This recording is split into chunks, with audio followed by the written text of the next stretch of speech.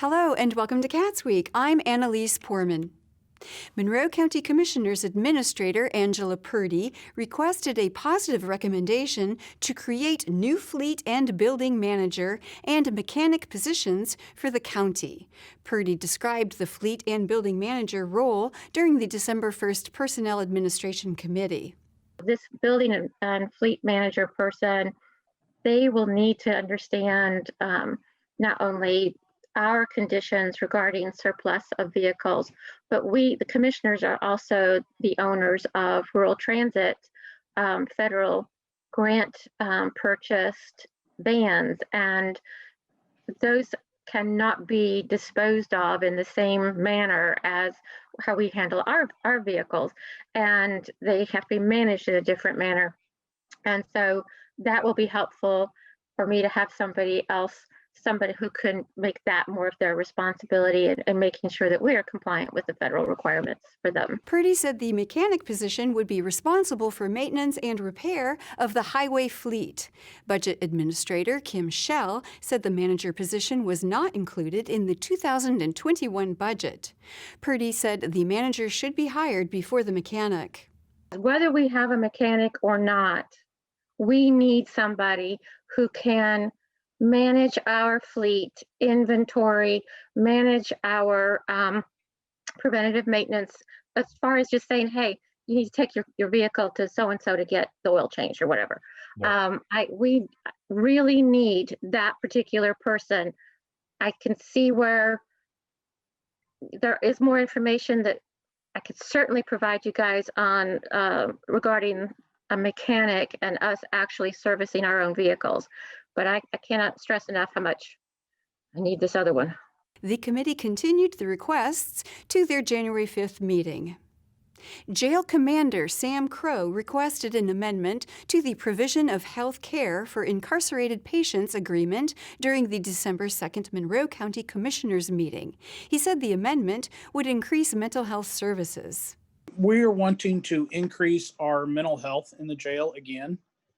With the addition of another 20 hours with a licensed clinical social worker.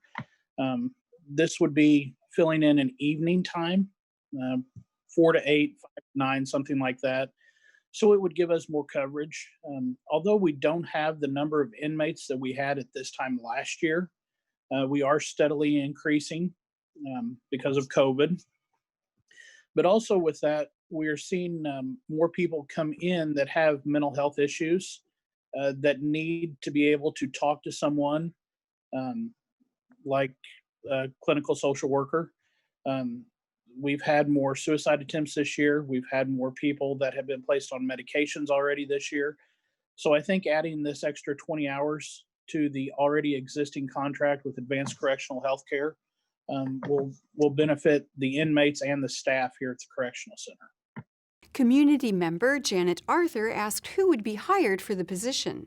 Crow said the position would be filled through Advanced Correctional Health Care. This person would be employed through Advanced Correctional Health Care, and we refer to them as ACH. ACH would be responsible for finding the person, vetting the person, doing the interviews, all of that. So they have a large reach.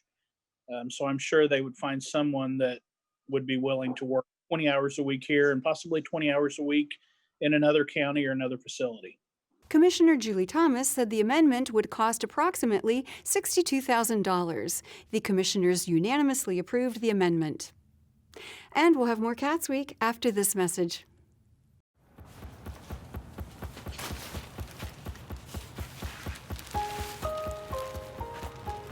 I'm at risk of thinking there's just no point in trying.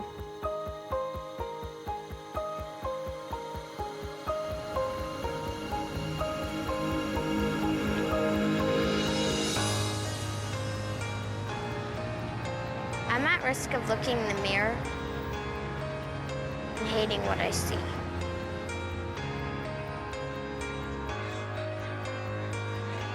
I'm at risk of regretting what I do, just to join the crowd.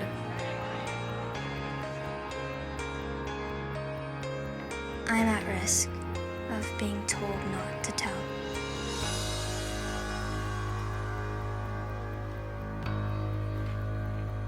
And you would never know it by looking at me. But with Girls Inc. in my corner, There for me, every day. Believing in me. Showing me what's possible. I can be strong enough. To respect myself and my body. to say I can rather than I can't, To say no with no apology. To be a leader. to finish school, To own my future. To break the cycle. Girls Inc. believes every girl can succeed. That's why the trained professionals of Girls Inc. are there for our girls every day, supporting, mentoring, and guiding them in a safe, girls-only environment. Building bonds that last for years and change that lasts a lifetime. Girls Inc. gives girls the tools they need to boldly face challenges, to resist peer pressure, to be the first in their families to go to college, to beat the odds.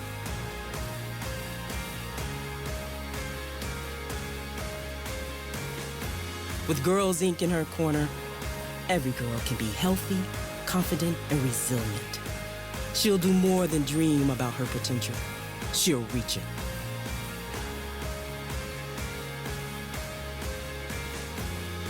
With you in my corner, With you in my corner, I will not be another statistic.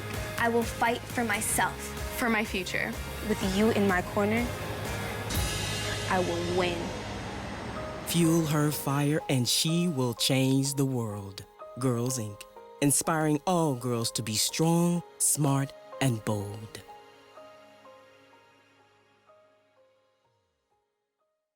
Welcome back to CATSweek. During their December 2nd meeting, the Monroe County Board of Health discussed a request from Muddy Fork Bakery to allow a third employee at their farmers market booth. Chief Food Sanitarian Nicole Wagner said an additional employee could be a risk. For some of those places, I think that yes, it is needing a runner, but I think for some of the other ones, it's more about packaging and taking payments in two lines to move them through faster is kind of what it sounded like, which is where my concern came in as far as space goes. But if it's just a runner, I don't see a problem with that either. But if it's three people behind a 6-foot table, that gets a little bit crowded. County Health Administrator Penny Cottle suggested a runner position rather than another employee behind the workstation. Board member Kay Leach contemplated allowing more booth employees dependent on the booth size. To me, the fact that you add more people would also be a determinant on how large or how small the booth is. But if for small booths, to have 3 people in there, that just may not be safe. Monroe County Health Officer Dr. Thomas Sharp said 3 people should not be behind a table. He mentioned an additional runner could reduce line capacity. The board unanimously agreed to allow additional employees who would work as runners. The Bloomington City Council discussed the comprehensive 2020 year-end appropriation request from the general fund during their December 2nd meeting. Controller Jeff Underwood said the total appropriation is approximately $1,630,000. This can be broken down into 4 major components. The first relates to COVID-19 expenditures totaling $549,000. The second is a transfer of totaling $694,000. So we appropriate $397,000 out of the Office of the Controller to be moved to risk management. Therefore, the funds get appropriated twice. You appropriate it out of the general fund, put it into the risk management, and you have to appropriate it out of that. The third relates to the housing inspection funds and the annual appropriation and transfer in the general fund totaling $232,000. And the fourth is an appropriation from the general fund to be transferred to the Parks General Fund. And this was part of the Recover Forward funds that were approved earlier this year, and we did not appropriate the transfer over to the Parks Department. So this will take care of that to make them whole. Underwood said the ordinance has no impact on city tax rates. He presented an amendment to the sanitation fund request. This is the additional $100,000 request for the sanitation fund that is covered in the general fund, so there's no fiscal impact. It would be $25,000 to category 1, so going from $30,000 to $55,000, and then an additional $75,000 in category 3 to be used if needed for private haulers to assist in picking up trash. And this is all related to COVID-19 absences. The council unanimously approved the ordinance as amended. The Monroe County Board of Zoning Appeals discussed a digital sign variance and landscaping variance for 2801 South Rogers Street. The business is a Phillips gas station on the corner of Country Club Road and South Rogers. Planner Jackie Nestor spoke during the December 2nd meeting. They have previously received variances on this site. For digital signs specifically, they received a variance to allow for 4.75 square feet, and they're now asking for 16.9 square feet of digital signage. So in our ordinance, we strictly prohibit digital signs, so then you have to go through the design standards variance process in order to get it approved. The landscaping at this current moment, they have about 786 D value, which is equivalent to about 99 shrubs, and they're short 1,096 D value from what's required, which is about 137 shrubs. Nestor said the petitioner requested not to plant any shrubs in their bioretention area, but that County MS4 coordinators Terry Quillman and Connie Griffin wanted to see landscaping in that area. But this area in particular, they mentioned that it has a lot of functionality in terms of cleaning the water before it goes into the storm sewer. They also have sort of like a sand filtration on the site, but according to the petitioner who was on the call tonight, their concern was that adding landscaping to this area would impede the functionality of the bioretention, but the MS4 department disagrees on that front and says that it will actually enhance the bioretention functionality. Petitioner Rajesh Patel stated the intended plants for the bioretention space were too large and that trees would not survive there.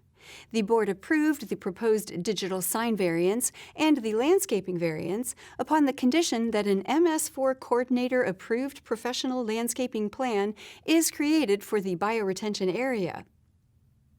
And we'll have more CATSweek after this message. For hurting families in Monroe County. A contribution to children who are vulnerable and in need of an advocate. A staff that goes above and beyond to support and advocate for children in need of services. The web of remarkable people who are dealing with difficult situations. So many young people that are in need of help and trying to find a stable family, a stable place to live. Without the CASAs to make that happen, many of them would be unable to find a good home. I love being that voice for the child who can't speak for themselves in court. It takes me out of my comfort zone, and it also helps others. CASA means supporting our community. Being a CASA is making sure that your village is healthy and whole, and that the children in your village will someday be able to help the village as well.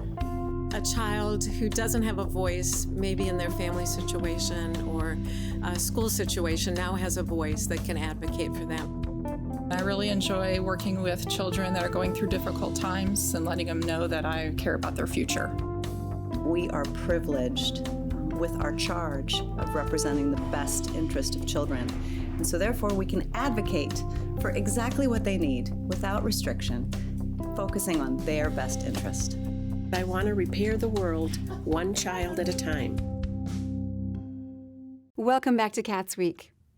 The Bloomington City Council Sidewalk Committee reviewed proposed project criteria during their December 3rd meeting.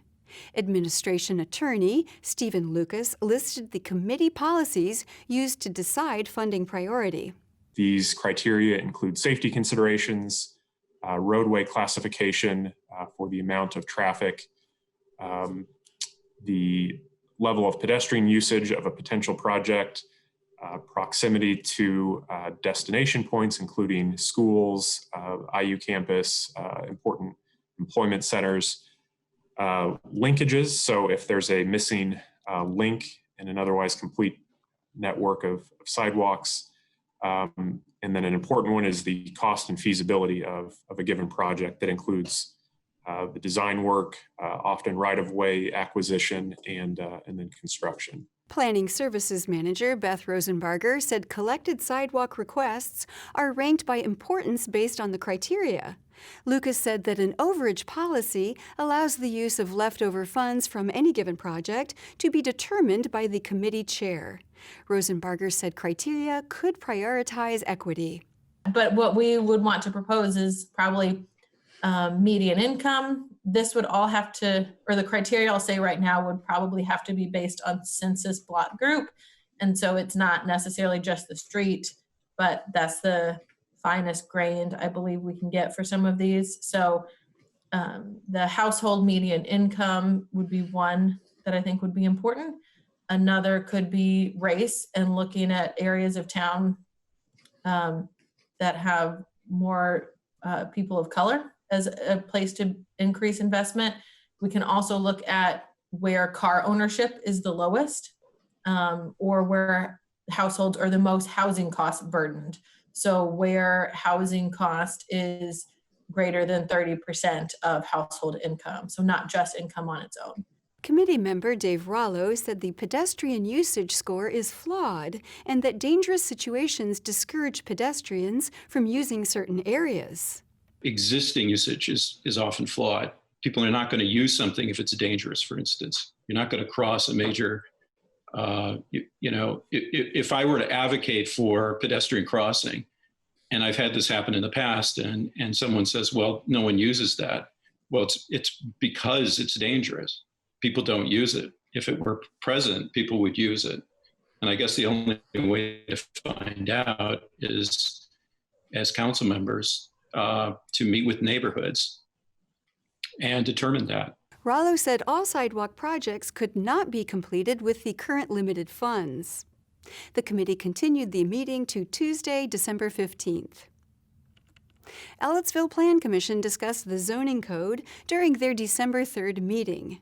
Deputy Marshal David Drake expressed a need for expiration dates on development plans. Director of Planning Kevin Talati said permit expirations are also needed. There's a few other things we need expirations for to some of our permits, grading permits, driveway permits. Talati suggested restricting petitioners to one renewal after expiration. Clerk Treasurer Sandra Hash said downward-facing lighting requirements should also be included in the code. Used to, the town would come contract with the electric company and have the electric company put up street lights. But when it went to Duke Energy, that became cost prohibitive for the town. Before, they would put up the pole and the fixture and just charge us a monthly rental fee for the lighting, and that was very affordable. But now they want us to pay for the pole and the installation of the pole and the light fixture and the upkeep. So since that, we haven't been putting streetlights in the additions, and it's just whatever the developer decides to do. Hash mentioned a lack of detail in landscaping plans and questioned the placement of trees. I really like the street trees, but to put street trees between the sidewalks and the curb makes root problems eventually. Every little tree grows up to be a really big tree someday, and they destroy sidewalks and road curbs. So is that our best place to put trees? Should we ask for them somewhere else? Commissioner Pat Wesolowski said landscaping should be required for commercial developments. Talati said code adjustments could determine specific landscaping requirements. The next Plan Commission meeting is January 7th. And that is all for CATSweek. Thank you for joining us. For CATS and WFHB, I'm Annalise Poorman.